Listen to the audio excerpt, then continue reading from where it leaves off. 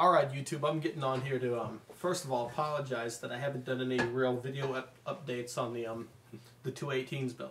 It's been like 20 degrees, 15 degrees, 10 degrees here in St. Louis. I can't park in the garage all the time, so I'm just not going to really be working on it until it gets a little warmer, or until I get some sort of space heater or something. I don't know. I have gotten some progress. The build's coming along nice, but it's not as far as long as I'd like it to be.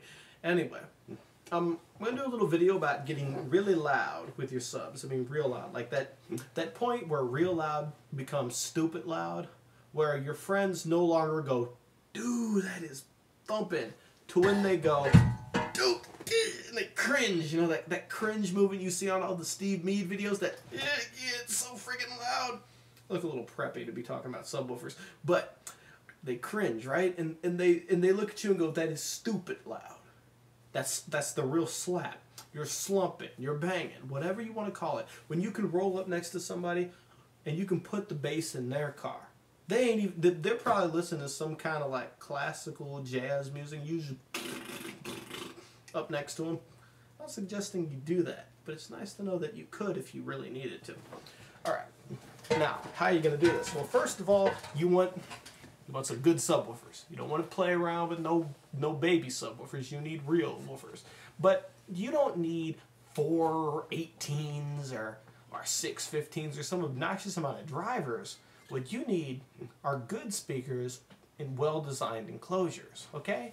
And I'm really on board with what Digital Designs is saying about ported enclosures. It just makes sense to me. And I'm not a scientist, I'm not an expert at this. But I tell you, when they talk about utilizing a port, the back wave of the speaker, that does it for me. So you're not going to be breaking any SPL numbers with the sealed enclosure. Might sound good, but ain't going to happen. Now what you're going to need first is a subwoofer. Maybe not this subwoofer. This is a POS. Well, maybe not. It's actually not a bad subwoofer. It's just not going to break any SPL records. This is a very old Home Audio 12. It does what it needs to do. Alright, what you're going to do. I'm going to kind of build for you right now an example system. Let's imagine a Phi Audio BL15. It's a woofer I used to have. Nice woofer, I recommend it. And so what are you going to do with it? The Phi website says it'll work in anything between like 2.5 and 4 cubic feet. Well, if you have the space, you go as big as you can on that. You go 4 cubic feet, 4.5 even. You know why you want to do this? Because if the box is bigger, you can make that port bigger. And you like a big port. Big port, good port. Bigger port, better port. Too big, subs free air, not so good. You want to build the port as big as you can without, you know, turning it into like a free air setup or an infinite baffle setup. Alright. Now why do we want a big port? Small port. Alright, little tiny port.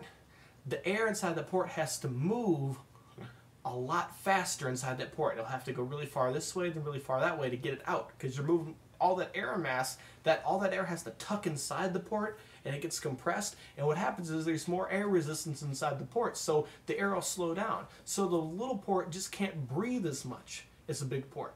What also happens is you get port noise. The air going by the edges of the port will start to make a little howling sound, a little whistle sound, whatever kind of bad sound that you don't want to hear that interferes with your bass pleasure. You don't want that. No, no, no, no, no. So, what do? Well, a lot of people will flare their ports out, like on what the hell do they call it? They're the circular ports. They flare them out so they don't get that air noise, and that's a great thing to do. But your port is too small, you got issues. Digital Designs recommends you got 16 square inches of port, you know, room of port per cubic foot of box volume. So you got 4 cubic feet, that's going to be 64 square inches on the top. Okay? No, it'd be great. You make your port 16 inches long by about 4 inches wide. Maybe that's a little more than 4, but you get the idea. And that's a great port. Okay? Because you're going to be utilizing the back way of that speaker efficiently in a box like that. Now, to tune low, to tune to 30 hertz and 28 hertz, sometimes getting a port to be that big is a bit unrealistic for your install, so you can drop down to maybe like 12 square inches of port. That's what Phi says, anywhere between 12 and 16. But below that, it starts you start not being able to utilize your port as well. Now, in an install where, like for this thing, I don't really think it would matter because the compression inside the port is not going to be an issue because this thing simply can't move that much air. But you talk about those multiple drivers, 15s, 18s, stuff that really can move. There's going to be a lot of air moving inside that enclosure that needs to come out with the port, and you try to force it through the port. I'm saying what I already said. So now, if you're going to do the SPL competition thing, what would be an awesome thing to have with that 5BL I'm talking about is an adjustable port system, because if you have it tuned to say 45 cycles, you're going to be friggin' insanely loud at like 50 cycles. But on both sides of that response curve is going to be very steep, meaning that by 40 cycles it's already going to be pretty quiet, and by 35 the sub is going to be useless because it's just going to bottom out. When you try to play a sub below the tuning frequency, it acts like it's in free air and it goes wobble, wobble, wobble, wobble, ksh, burnt coil.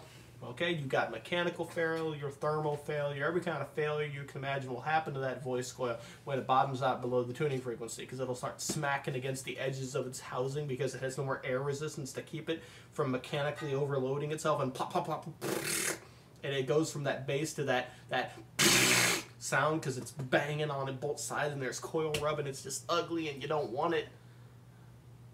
Yeah, not good. Adjustable port. You build your port. Base port be like tuned really high, like to 50. And then you can take the real port and drop that port in there, and that'll change your tuning to a lower tuning. Because daily driver, you want more of a flat response curve. You want everything to sound loud and good. But when you're doing the SPL competition, all you got to do is play a note that sounds kind of like this. Whatever. And everything else, like, who cares, Wow.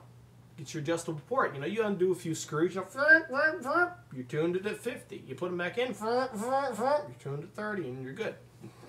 Now, if you're going to do SPL competition, you got to have power. Power is an important thing because that 5BL woofer, well, that thing will breathe in and out with 1,000 watts all day long. Seriously. But what could it take for 15 seconds, or 5 seconds, or 30 seconds? Well, if the woofer can handle 1,000 watts all day, chances are it can handle a lot more in a short burst, okay?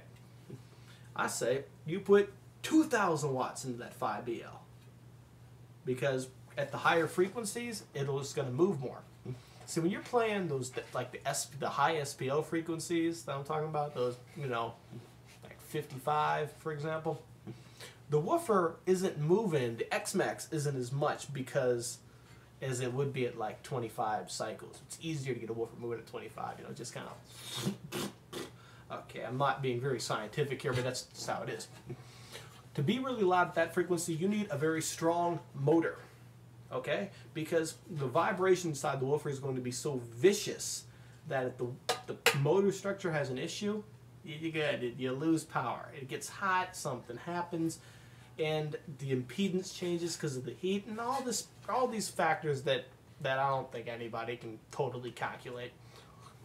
But a little more power is good. You need a good power supply. You need a good battery. You need good cables. You need a good... I mean, you might not need the alternator. You get like 4 batteries in a bank. You can play a couple tones and you ain't going to drain the batteries that quick. But you need to make sure that the power is getting to your amplifiers quickly and you're not having voltage drop. Go out, buy a volt-ohm meter, a voltage meter, whatever. Buy it. And then test it. Stick it up to the inputs on the amp and play the music. And if that stuff drops like woof, if it's like 14.4, I forget one of them cool systems like 16, that bass comes in, it goes 14 point, 13 point, 12 point, 11 point, 10 point. You got a problem. Alright, so that's my little